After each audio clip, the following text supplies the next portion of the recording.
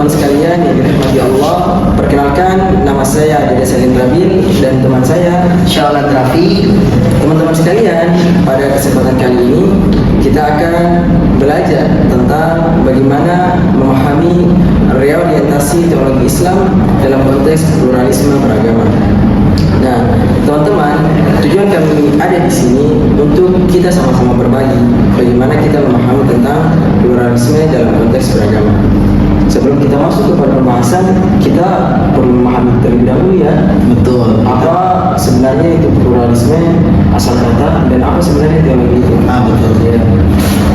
Nah, berbicara tentang pluralisme, sebenarnya pluralisme ini dia berasal dari bahasa Yunani yang dibagi menjadi dua kata. Yang pertama ada yang disebut dengan plural dan kedua disebut dengan bisme. Plural itu ternyata berarti banyak. Iya, Jamak. Sedangkan bisme itu ideologi, kemudian aliran dan paham keyakinan seseorang. Maka secara istilah ketika kita memahami pluralisme itu adalah ilmu yang mempelajari tentang keberagaman dan bagaimana aliran-aliran dari masyarakat bisa saling berpengaruh. Nah, tadi kita sudah memahami pluralisme. Kemudian kita masuk kepada pembahasan selanjutnya yaitu teologi. Nah, ini penting karena kita sebagai makhluk yang bertuhan, sebagai manusia, tetap kita dipesankan untuk memiliki keyakinan kepada Yang Maha Kuasa. Ya, betul sekali. Teologi itu dia secara bahasa juga memiliki asal kata. Apa itu? Dia dari Yunani juga sebenarnya semuanya. Yaitu terbagi juga dua asal katanya sebenarnya. Yang pertama Theo dan Logos. Theo itu dia berarti Tuhan, sementara Logos itu dia berarti ilmu. Berarti teologi itu ilmu yang mempelajari tentang ketuhanan. Tepat sekali. Jadi itu ya berbicara tentang teologi.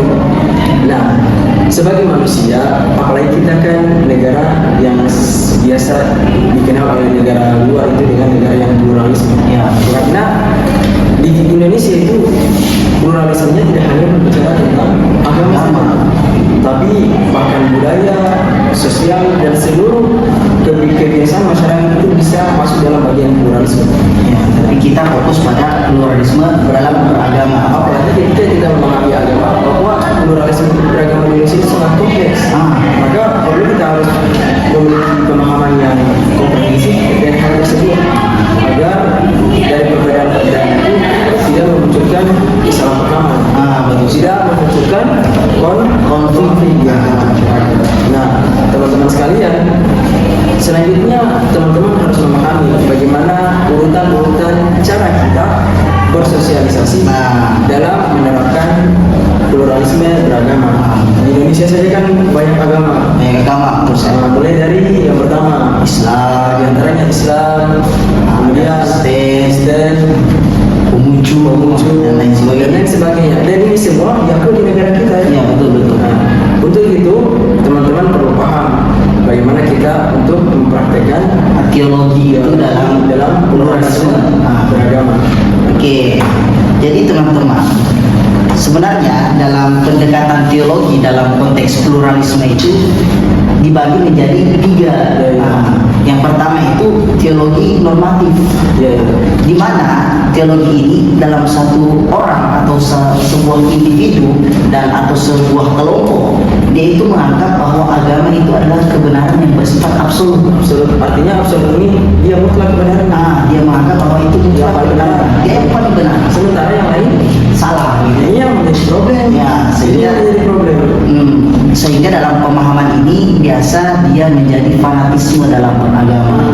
Ini yang pertama, yaitu teologi normatif. Kemudian yang kedua yaitu teologi dialogis. Di mana dalam sebuah pemahaman atau dalam individu atau kelompok, mereka itu sudah mulai membuka ruang dialog antar agama. Kemudian teologi yang ketiga yaitu teologi konvergensi. Di mana mereka sudah mulai mencari titik temu dalam sebuah pemahaman tersebut, dalam sebuah agama tersebut. Jadi antara individu yang satu dan individu yang lain, antara kelompok yang satu dan kelompok yang lain, mereka sudah membuka kesadaran bahwa oh ternyata ada titik temu yang sama-sama kita mencari kedamaian, sehingga mereka bisa menciptakan keharmonisan dalam beragama. Terutama kita di Indonesia kan dikenal sebagai negara yang plural, yaitu banyak budaya, banyak adat, bahkan suku, agama. Jadi kita harus saling memahami dalam hal tersebut. Iya, betul.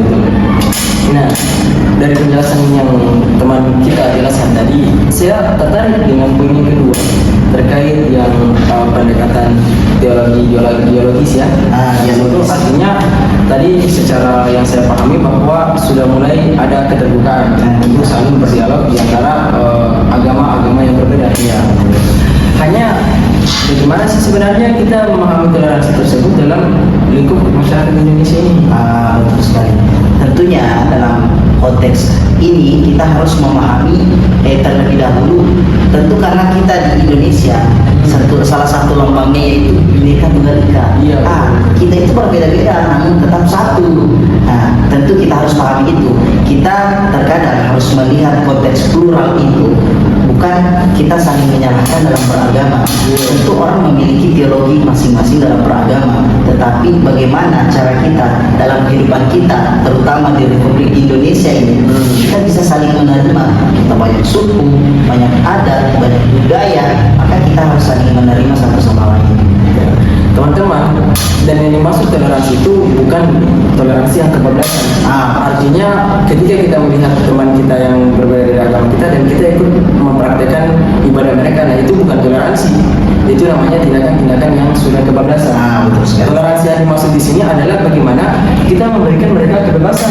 Kita bisa saling menerima gitu. Untuk mereka beribadah, untuk mereka mengekspresikan apa yang menjadi keyakinan mereka, sehingga dari situ ya muncul kehidupan yang harmonis. Dan kita harus berusaha menghindarkan diri dari sifat egois. Betul. Kita harus menghilangkan sifat-sifat itu. Apalagi kalau kita berada di negara yang istilahnya itu plural, agama lain itu dia sangat minoritas. Betul sekali. Sementara agama kita khususnya Islam mayoritas.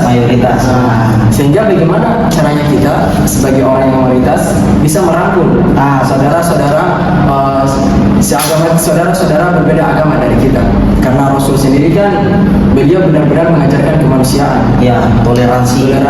Betul sekali. Karena di masa itu kalau dibilang pluralisme beragama itu banyak orang yang kebablasan. Justru orang mempertahankan keyakinan individunya, saling membunuh, saling menyakiti. Tapi Rasul hadir untuk mengatur bagaimana kita hidup dalam kedamaian, tapi di dalam tetap ada kedamaian. Betul sekali. Saya juga teringat pesan ulama, itu ulama pernah berkata bahwa salah seorang ulama bahwa perbedaan itu seperti taman.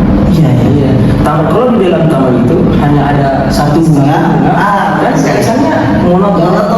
Tapi kalau ada banyak bunga itu akan menjadi lebih indah. Maka kita perlu pandai-pandai memaknai keberagaman supaya tidak ada keegoisan. Bicara tentang keragaman mungkin kita sudah terlalu jauh, sudah luas pembahasan kita. Mungkin pembahasan kita mungkin cukup di situ saja ya. Karena kita tadi sudah membahas tentang apa itu pluralisme, apa itu teologi, serta kita sudah menjelaskan tentang kebudayaan. Betul sekali. Itu pendekatan teologi itu tadi yang ketiga kita sudah menjelaskan. Mungkin pembahasan kita sudah cukup saja sampai sini ya. Teman-teman, jadi mungkin itu saja yang dapat kita diskusikan. Harapan kami lewat diskusi kali ini teman-teman bisa lebih membuka pola pikir bahwa ternyata perbedaan itu bukan untuk saling menghancurkan, bukan untuk saling menjelek-jelekan, tapi ternyata perbedaan itu akan menghasilkan suatu hubungan yang indah, harmonisan. Nah, mungkin itu saja. Terima kasih atas perhatian teman-teman, dan kami juga mohon maaf jika ada penyampaian yang kurang ya kan kita sebagai manusia, Al-insanu ma'alul khata'i wa nisyan. Dan kata ulama untuk maqala wala tanzur man qala. Jangan lihat siapa yang apa yang dikatain, jangan lihat siapa yang mengatakan, tapi lihat apa yang dikatakan. Baik teman-teman sekalian, itu saja kami akhiri dengan ucapan terima kasih. Assalamualaikum warahmatullahi wabarakatuh.